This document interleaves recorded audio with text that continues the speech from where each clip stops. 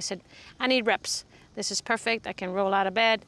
The kids wanted me to play. Mike wanted me to play. And the neighbors and the members, I'd be out there. Are you getting ready? Are you playing? What was the moment for you where you realized you were ready to move on? Yeah, I think it was between '07 and '08, the winter time, when, I would always take some weeks off, and I would always, recharge my batteries. I would start thinking about the year, goals would naturally pop up. And that year, the goals didn't naturally pop up.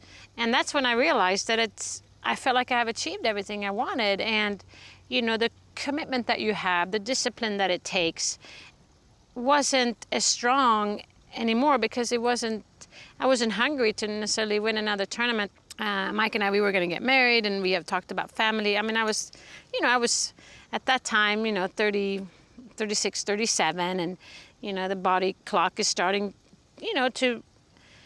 to tick, and you got to think about the future. Looking back, I was lucky to be able to have this conversation with myself, because a lot of athletes, unfortunately, they get injured or they have to stop for maybe reasons they don't want to. So I feel that that's something I have a peace of mind of, knowing that, I did it on my terms, as far as, I just didn't want to do it anymore. So, and then, the passion for business started to grow, the passion for my clothing line, for designing courses, for the foundation. And I just saw these opportunities, and it was more exciting. And a lot of people was like, well, why don't you just play a little? Why don't you I said, there's no such thing as a little. I do either 0 or I do it 150%.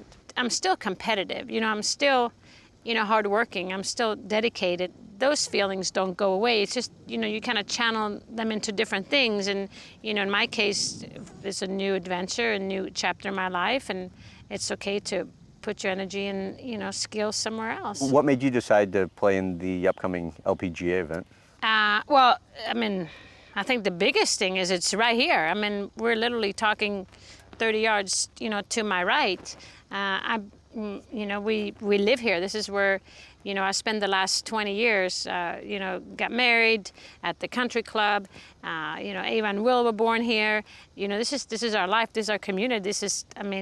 I'm one of the long-standing pros that have been here. So now I've turned 50. I'm thinking about playing in the U.S. Women's Senior Open.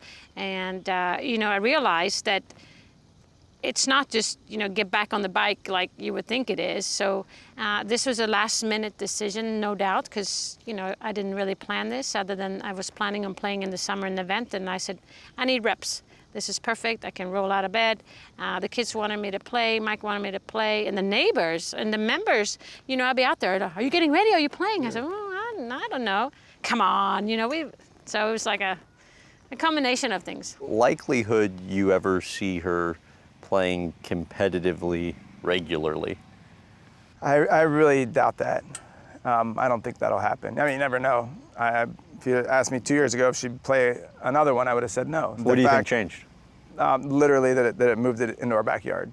That made all the difference. If it was, I'm talking down the street, I don't think she would have played. She can't be sitting in our office watching people go by and not be a part of it, I think. I know with your new position, it creates some scheduling challenges in terms of playing in the Women's Senior Open this summer. How do you think that all unfolds?